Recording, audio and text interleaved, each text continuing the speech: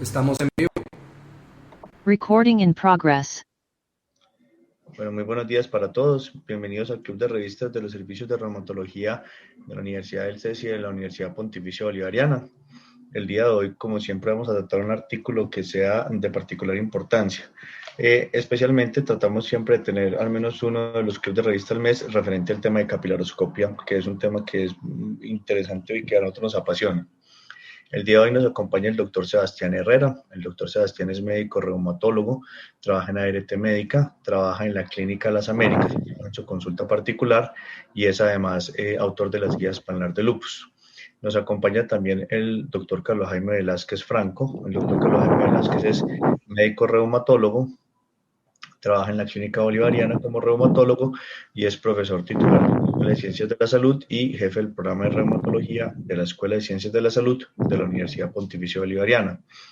Nos acompañan también los diversos fellows, nos acompaña el doctor Santiago Bernal de la Universidad de La Sabana, el doctor Johnny Lucana de Perú, y nos acompaña la doctora Diana Varela, que es la fellow del programa de reumatología de la Universidad Pontificia Bolivariana. También nos acompaña, y hoy particularmente es la persona que está encargada de discutir el artículo, el doctor Miguel González Velázquez, que es residente de Medicina Interna de la Universidad Pontificia Bolivariana. Nos acompañan otros amigos muy queridos que también asisten de manera frecuente al Club de Revistas, y los acompaño yo. Mi nombre es Miguel Mesa, soy médico reumatólogo, trabajo en la Clínica Bolivariana y soy profesor asociado de la Escuela de Ciencias de la Salud de la Universidad Pontificia Bolivariana. Sin más preámbulos, doctor Miguel, tiene usted el micrófono. Muchas gracias, doctor, por la introducción. Buenos días para todos. Como dijo el doctor, mi nombre es Miguel González, soy residente de Medicina Interna de la Universidad Pontificia Bolivariana. El día de hoy vamos a discutir un artículo que está titulado Capilaroscopia del pliegue ungueal en pacientes con esclerosis sistémica con y sin hipertensión arterial pulmonar, una revisión sistemática y metaanálisis. Fue publicado en el Journal of Clinical Medicine el 6 de abril de este año. La autora principal trabaja en el Departamento de Medicina Interna de un hospital universitario en Tesaloniki, Grecia. Para introducir entonces el artículo, hay que recordar que la esclerosis sistémica es una enfermedad autoinmune donde se caracterizará porque va a haber un daño en la microvasculatura que finalmente desencadenará unas respuestas de señalización celular que terminará activando varias vías de síntesis de matriz extracelular y síntesis de colágeno que llevará al depósito del mismo, terminando entonces en una fibrosis extensa a nivel de todo el organismo, tanto en piel como en los distintos órganos, pudiendo llevar entonces a una falla multiorgánica y una alta carga de mortalidad, principalmente a expensas de compromiso cardíaco y pulmonar.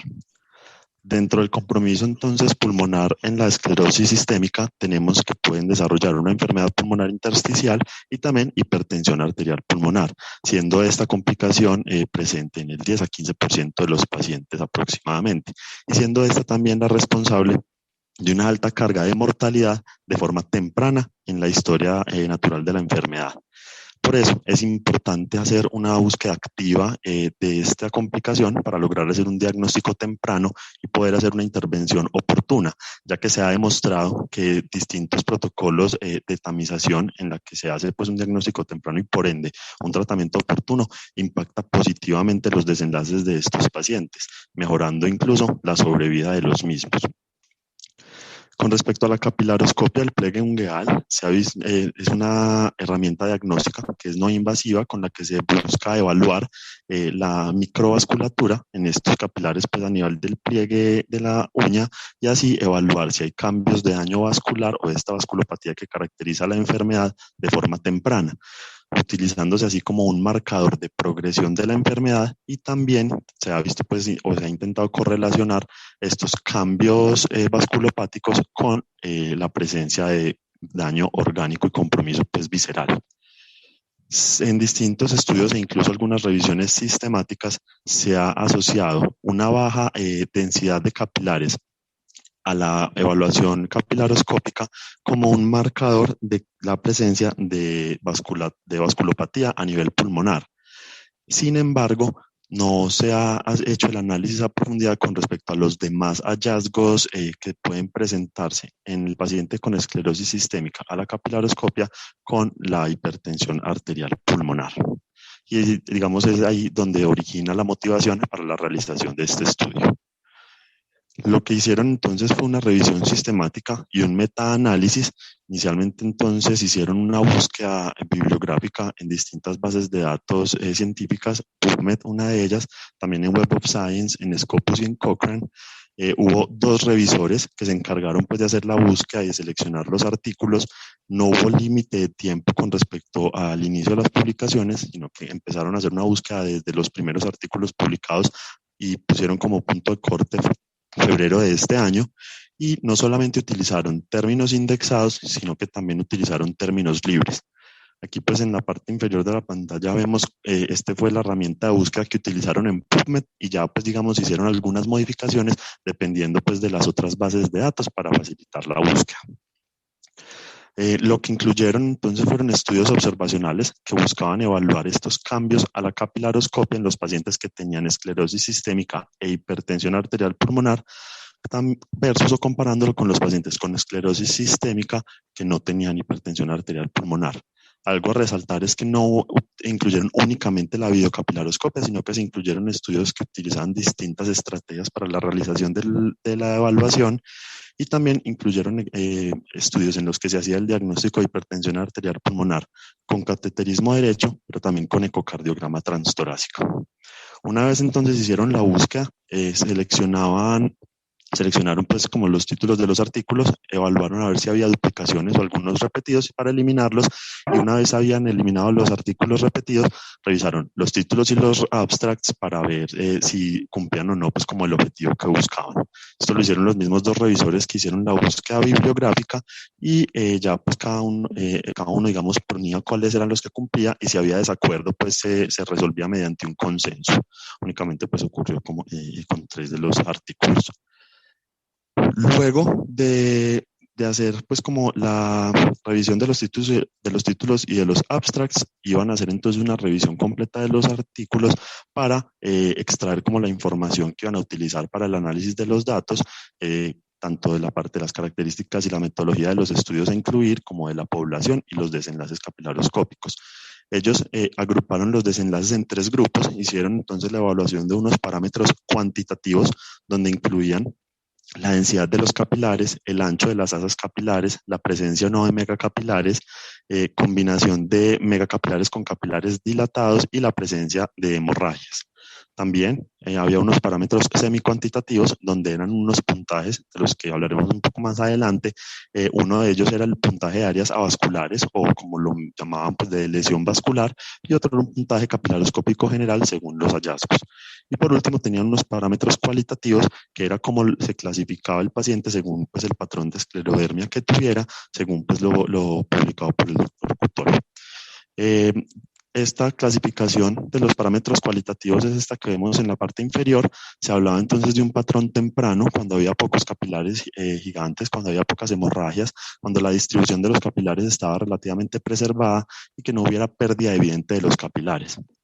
Se hablaba de un patrón activo cuando tenían capilares gigantes o megacapilares frecuentes, cuando también era frecuente la presencia de hemorragias, no hay una pérdida moderada en la cantidad de capilares con áreas avasculares, y que hubiera desorganización de la arquitectura leve, con algunos capilares que podían estar ramificados.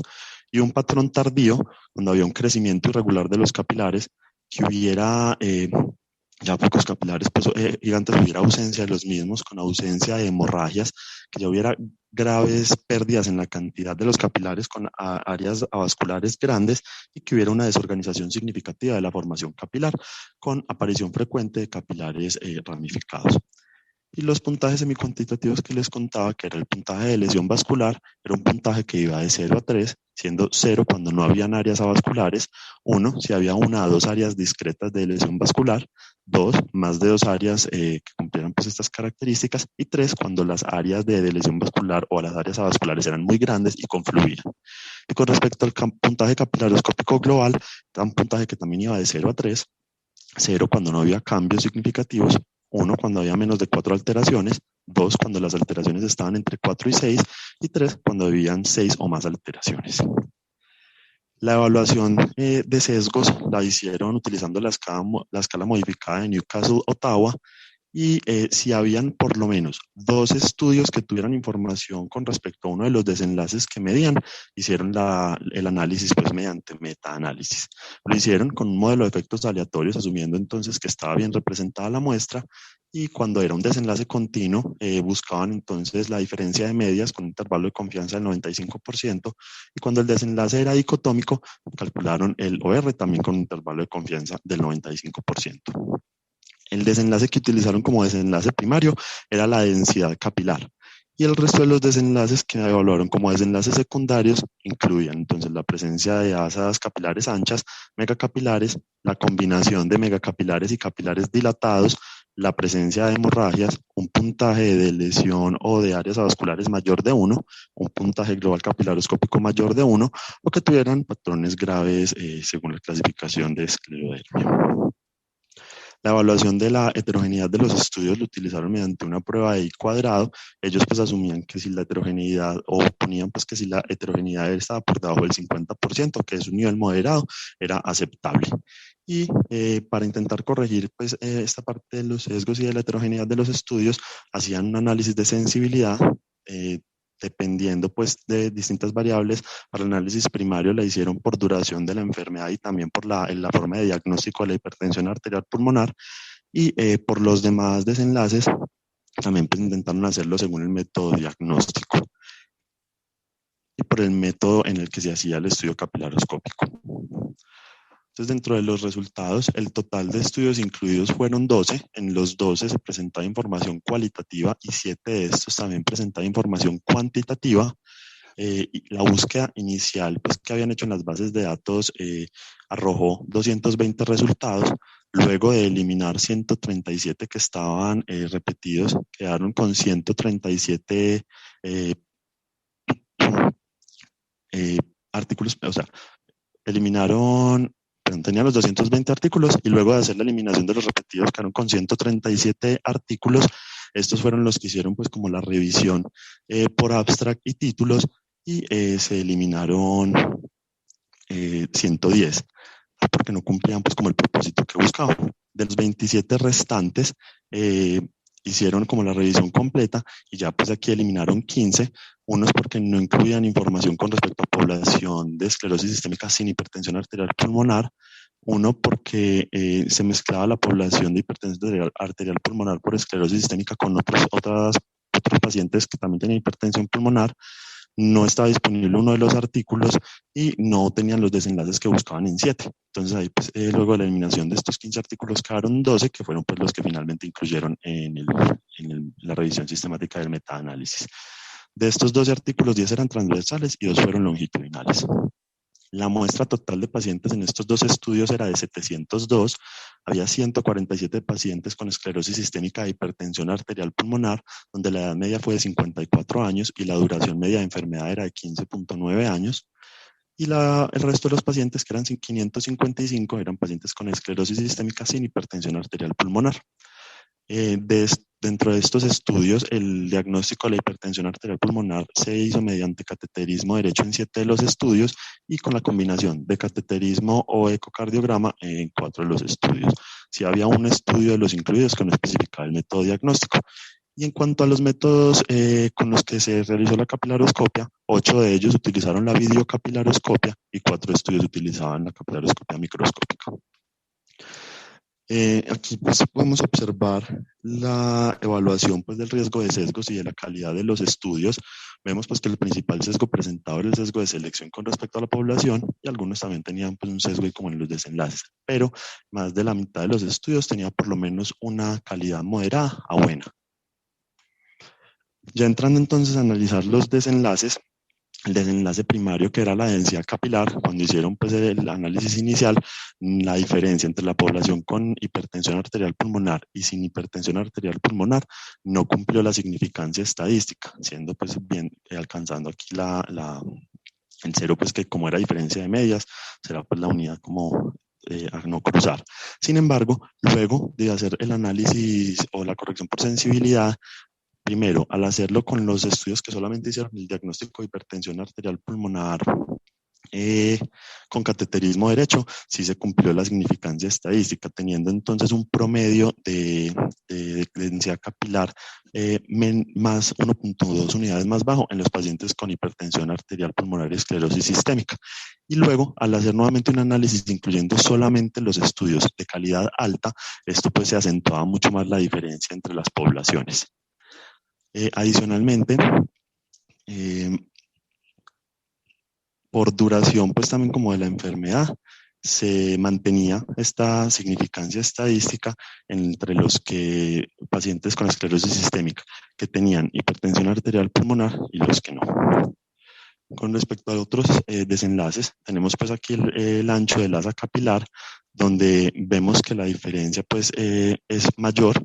El promedio pues de la diferencia era mucho mayor en los pacientes con hipertensión arterial pulmonar, teniendo estos entonces unos capilares más anchos, y también al hacer el análisis por sensibilidad, según solamente el diagnóstico con los pacientes que se les dio cateterismo derecho, se acentuaba pues aún mucho más la diferencia entre las poblaciones, también cumpliendo la significancia estadística.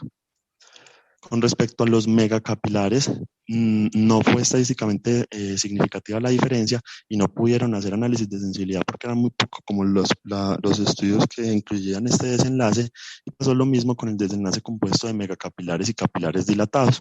No hubo una diferencia estadísticamente significativa entre este desenlace con la población con hipertensión arterial pulmonar y esclerosis sistémica y los pacientes sin la hipertensión arterial pulmonar, siendo también la limitante la escasez de los estudios para hacer un análisis por sensibilidad. Con respecto a la presencia pues, de hemorragias, tampoco cumplió la significancia estadística, tampoco pudieron hacer el análisis por sensibilidad. Esos eran pues los desenlaces cuantitativos, y con respecto a los semicuantitativos, que eran los puntajes, tenemos que ambos puntajes fueron estadísticamente significativos para los pacientes con hipertensión arterial pulmonar. Vemos entonces que el puntaje global, el hecho de tener la hipertensión arterial pulmonar y esclerosis sistémica, ya pues los ponía en riesgo para tener un puntaje mayor a 1 en esta escala, y también con las áreas de lesión vascular, pues o la presencia de áreas avasculares, también eran mucho más frecuentes, casi pues, más de 30 veces más en los pacientes con hipertensión arterial pulmonar y esclerosis sistémica. Y con respecto al análisis cualitativo, que era por la presencia de un patrón de gravedad, también se vio más frecuentemente, de forma estadísticamente significativa, en los pacientes con esclerosis sistémica e hipertensión arterial pulmonar. Entonces, los autores presentan pues como los resultados y sostienen pues que la densidad de los capilares estaba disminuida pues de forma significativa en los pacientes que tenían esclerosis sistémica e hipertensión arterial pulmonar, que esto era pues lo que se había visto en revisiones sistemáticas anteriores, pero también encuentran y postulan que el hecho de tener esclerosis sistémica e hipertensión arterial pulmonar se asocia también más frecuentemente con más probabilidad de áreas avasculares, la presencia de capilares anchos, un patrón de gravedad y un puntaje capilarescópico global por encima de 1.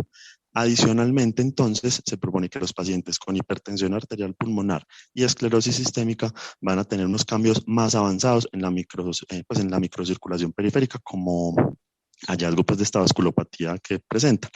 Entonces, pues se postula la posibilidad de que estos cambios periféricos vayan paralelos a los cambios en la vasculatura o en la microvasculatura pulmonar. Se han visto cambios en capilaroscopia que pueden ser similares a los encontrados en los pacientes con esclerosis sistémica en otras formas de hipertensión arterial pulmonar, más específicamente en la idiopática, en la que está asociada a otras enfermedades del tejido conectivo, y también pues, se ha visto algunos cambios en la hipertensión pulmonar del grupo 4 por enfermedad pues, embólica crónica. Lo que los autores proponen es que la misma hipertensión arterial pulmonar también puede contribuir a las anormalidades capilaroscópicas por las alteraciones pues, en la microcirculación. Se ha propuesto entonces como objetivo la detección temprana de estos pacientes con hipertensión arterial pulmonar en esclerosis sistémica, porque ya como les mencioné anteriormente, se impacta positivamente los desenlaces y pues se ha visto que la capilaroscopia será un método que es importante en el acercamiento de estos pacientes, más que todo también para estratificar esa progresión de la vasculopatía. Y incluso ellos proponen que en algún momento, si pues de una forma sistematizada, puede incluso llegar a ahorrar algunos de los cateterismos derechos que se hacen en esta población de forma innecesaria. Dentro de las fortalezas que tiene el estudio está pues que se hace una comparación directa de los cambios en la capilaroscopia de los pacientes que tienen esclerosis sistémica e hipertensión arterial pulmonar con respecto a unos pacientes con esclerosis sistémica que no tienen la hipertensión arterial pulmonar. Y también incluyó pues, distintos métodos de capilaroscopia. No solamente pues, se centró en la densidad capilar, que ha sido pues, como el desenlace que se ha utilizado en distintos estudios anteriores, sino que incluye como toda la gama de posibles parámetros a evaluar durante la capilaroscopia y de hecho pues también entonces como les mencioné anteriormente encuentra la fuerte asociación con varios de estos desenlaces en el grupo a estudiar.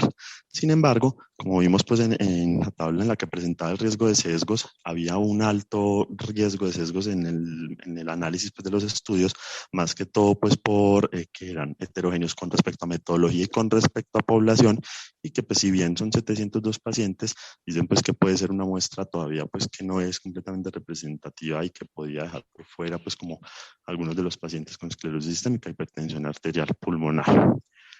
Adicionalmente, si bien pues ellos buscaban que era óptimo que no tuvieran heterogeneidades por encima pues, del 50%, varios de los desenlaces en los que hubo significancia estadística sí tenían pues, niveles moderados cercanos a altos en cuanto a la heterogeneidad por la prueba del I cuadrado. Los autores concluyen que el resultado pues, de esta revisión sistemática de este metaanálisis sugiere que los pacientes con hipertensión arterial pulmonar asociada a la esclerosis sistémica presentan en estados más avanzados y peores de la vasculopatía periférica comparado con los pacientes que tienen esclerosis sistémica que tienen hipertensión arterial pulmonar, sugiriendo entonces que estos pacientes con hipertensión arterial pulmonar y esclerosis sistémica tienen pues, un daño microvascular mucho más avanzado.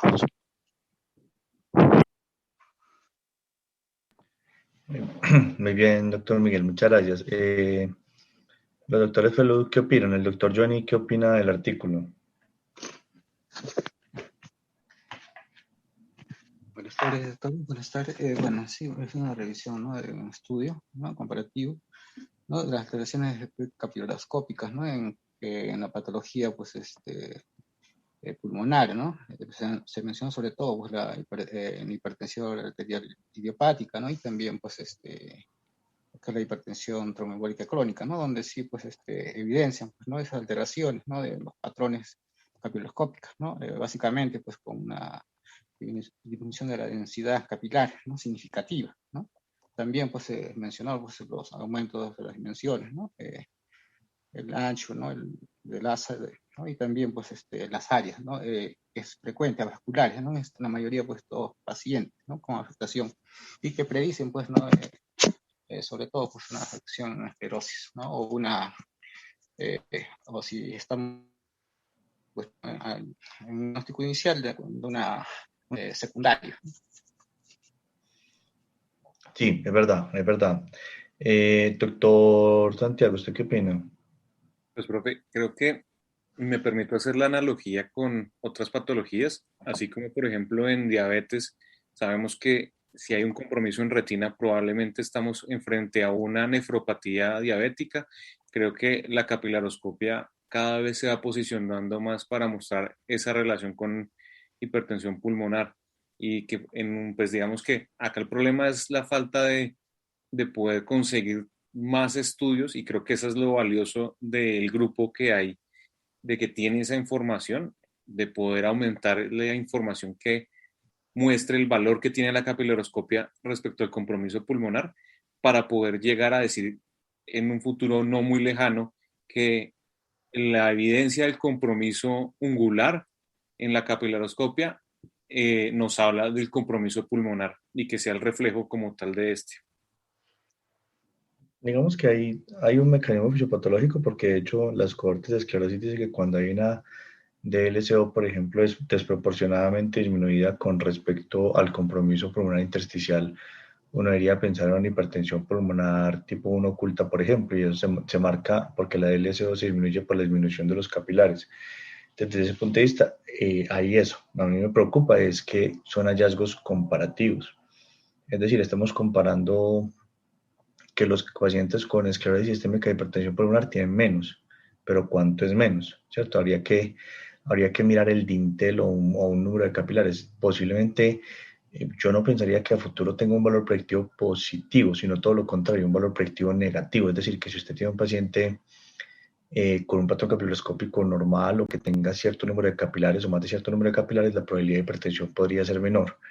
Me queda la duda, es porque lo que me choca un poquito de este metaanálisis es que dicen si tiene menos que, tiene más que, pero ¿cuánto es? ¿Cuál es el punto de corte? Que evidentemente un metaanálisis no podrá sacar un resultado mayor o mejor del que tienen los estudios de base. Doctora Diana, ¿usted qué opina? Profe, de acuerdo con usted, me preocupa es que hay limitaciones metodológicas en el metaanálisis, pues ellos intentaron ser lo más juiciosos posible, pero realmente si uno va a ver hay heterogeneidad en los resultados que más impacto tuvieron, también que uno quisiera ver los dos modelos, tanto fijo como aleatorio, a ver si eso influye o no, dado que el tamaño de muestra entonces es variable.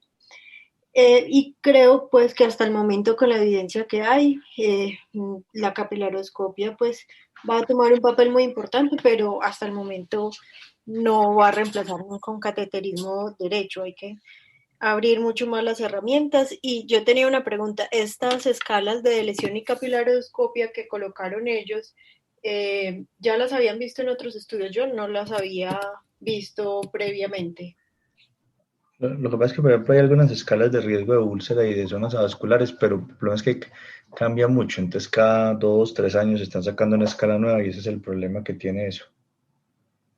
Sí, que todavía se está redefiniendo muchas cosas en capilares. Sí, así es. Y el problema también es que de que uno diagnostica hipertensión pulmonar con ecocardiografía, ahí ya empezamos mal. Sí, quizás ellos trataron de ser lo más amplios posibles porque donde lo hubieran limitado solo a cateterismo hubieran perdido mucha muestra porque obviamente los criterios de inclusión hubieran sido muy estrictos, pero sí, sí es verdad que ahí tenemos una Y la dificultad. otra es la videocapilaroscopia, porque incluyeron otros tipos de capilaroscopia y sabemos que la sensibilidad cambia y que también pues no sabemos cuántos dedos incluyeron, cómo lo hicieron, todo. Entonces creo que se pierde un poquito eso por intentar tener más pacientes. Así es, así es. Eh, bueno, y Sebas, ¿tú qué opinas al respecto?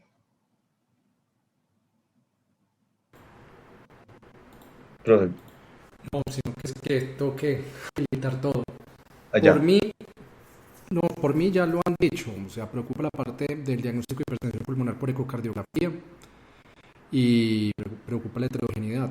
Obviamente uno sospecha que uno tiene el pálpito de que capilaroscopia tendrá un espacio gigante para predicción de hipertensión pulmonar, pero desafortunadamente los datos todavía son pocos. Pero yo sí creo que en un futuro vamos a tener un espacio grande para capilaroscopia para predecir eso con muy buena evidencia, pero falta. Ahora, la otra cosa que Sebastián nos dice es verdad, y por ejemplo, ¿qué diferencia hace que una capilaroscopia esté alterada o no en este momento si usted prácticamente le está haciendo ecocardio a los pacientes anual? A menos que usted utilice el algoritmo DETECT, que el algoritmo DETECT lo tiene que usar, pero incluso con el algoritmo DETECT que se utiliza que fue un algoritmo que salió para tamizaje de hipertensión pulmonar, usted necesitaría por lo menos hacer los dos pasos, porque los expertos incluso hoy en día recomiendan hacer los dos pasos de una para definir cateterismo. Entonces usted realmente, para términos prácticos, terminaría haciendo el ecocardio anual a todos los pacientes y no se modificaría. Puede que en el futuro uno con capilaroscopia pudiera integrarlo en un algoritmo parecido al algoritmo DETECT y nos permita espaciar un poco los tamizajes de hipertensión pulmonar en algunos pacientes. Vuelvo y digo, me parece que eso podría ser más la posibilidad. No sé, el profe Carlos Jaime, ¿qué opinión tiene del estudio? Sí, lo que me preocupa es esa parte de lo que mencionaban de la heterogeneidad el diagnóstico por ecocardiografía y lo que hemos notado es que si realmente no está en la nomenclatura pues que es proferida por el grupo europeo de expertos en capilaroscopia, el grupo de estudio, en general todo lo que sea diferente o de interpretación, si no sigue esa nomenclatura, va a ser muy difícil de homogeneizar y de interpretar. Y de pronto lo que mencionaba del diagrama de flujo DITEC, sí, el problema es que, digamos que en general todas las variables que están en el diagrama de flujo DITEC tienen como la plausibilidad biológica y como la demostración en los estudios, pero todavía capilaroscopia en hipertensión arterial pulmonar parece pues obviamente ser muy lógico por el carácter vasculopático de la enfermedad, pero aún no hay suficiente evidencia, como dice Sebastián, de pronto incluso para meterla como una variable en algún diagrama de flujo de hipertensión pulmonar. Ahora, de todas maneras, ahí hay que tener una cosa en cuenta, y es que hay ciertas cosas que implican colinearidad en las variables que ellos midieron. Por ejemplo, zonas avasculares y número de capilares son colineares, porque usted necesita disminución de los capilares para que haya zonas avasculares. Y además de disminución de los capilares hay más. Entonces, por ejemplo, si usted le da zonas avasculares, pero sí, pero la zona vascular ya existe, pero ¿qué nos está diciendo? No sé, Diana, ¿tú qué opinas desde el punto de vista estadístico? Porque, por ejemplo, usted dice patrón tardío, sí, pues que patrón tardío implica disminución de capilares. O sea, ahí también me parece que en este estudio hay riesgo de que pues, no les dio nada particularmente importante, pero hay riesgo de que uno termine haciendo análisis colineares y esté haciendo, como dirían por ahí, una tautología. Sí, profe, eso es verdad, pero eso influye más cuando uno hace modelos de regresión. Pero se supone que los autores, al hacer eso, que son expertos, deben mirar que las variables no se crucen entre ellas para que no vayan a sumar o a restar en los resultados, pero eso influye mucho cuando uno hace modelos de regresión. Y la otra cosa que yo quisiera mencionar acá es que me parece que a veces hay que analizar las variables desde cierto punto de vista distinto, como por ejemplo pasa con la célula L, que puede ser protectora o verdugo conforme usted la piense en la fisiopatología, o la ferritina en los síndromes hiperferritinémicos, que algunos postulan que puede tener un efecto antiinflamatorio. ¿A qué voy con este punto? Al punto de que el megacapilar, por ejemplo, no es un fracaso. El megacapilar es, por ejemplo, una respuesta de lucha de la microcirculación tratando de adaptarse a la isquemia. Entonces, razonablemente, por ejemplo, el megacapilar no tendría por qué tener tanta asociación. Y de hecho, usted puede tener muchos megacapilares, pero si no tiene mucha hemorragia que indiquen que está haciendo daño vasculopático, y tiene un número de capilares conservados, pudiera no tener esas implicaciones. Podría estar demostrando una respuesta, así como se ven algunas veces en personas con patrón tardío que tienen una disminución muy marcada del número y de pronto empieza a aumentar el número que uno dice empezó a repoblar y empezó como a defenderse de todo ese daño hipóxico.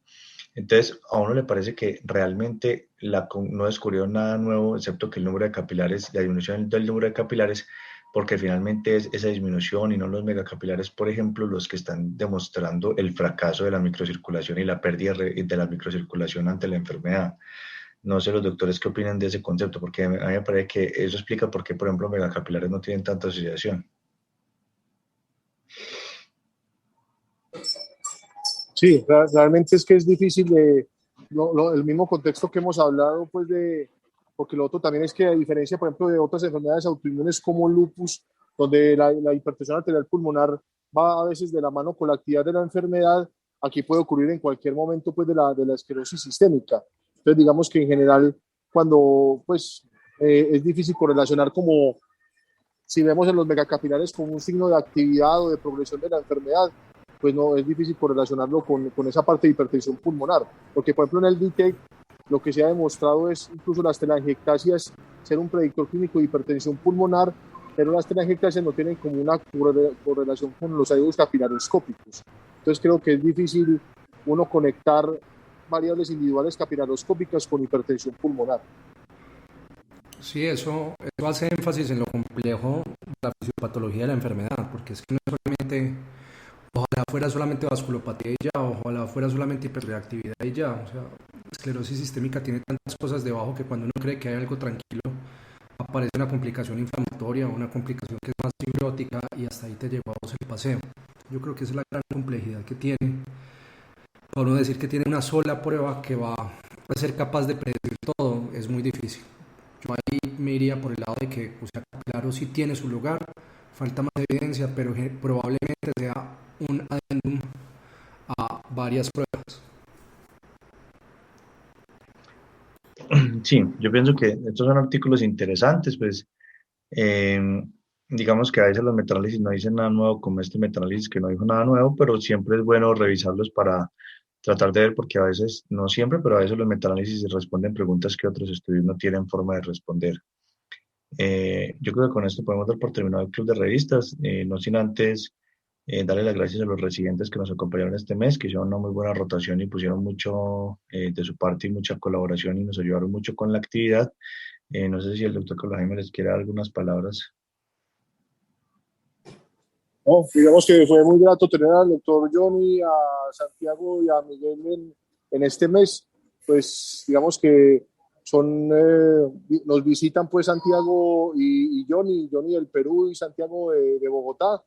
Pues digamos que para nosotros también fue muy enriquecedor tener otro concepto, otras ideas y en general digamos que ampliar pues este círculo de colegas pues que seguimos siendo firmes en las actividades académicas y estarán todo el tiempo cordialmente invitados a todas de ellas. Un honor haberlos tenido en el servicio. Muy bien. Entonces, digamos que ya con esto podemos terminar. El próximo mes continuaremos con las actividades del Club de Revista. Entonces, con este mensaje final no nos queda más que decirles gracias totales. Buenas noches, hasta luego. Recording Feliz stopped. noche. Muchas gracias para todos. Que les vaya muy bien. Gracias. Feliz noche. Buenas noches con todos. Hijos,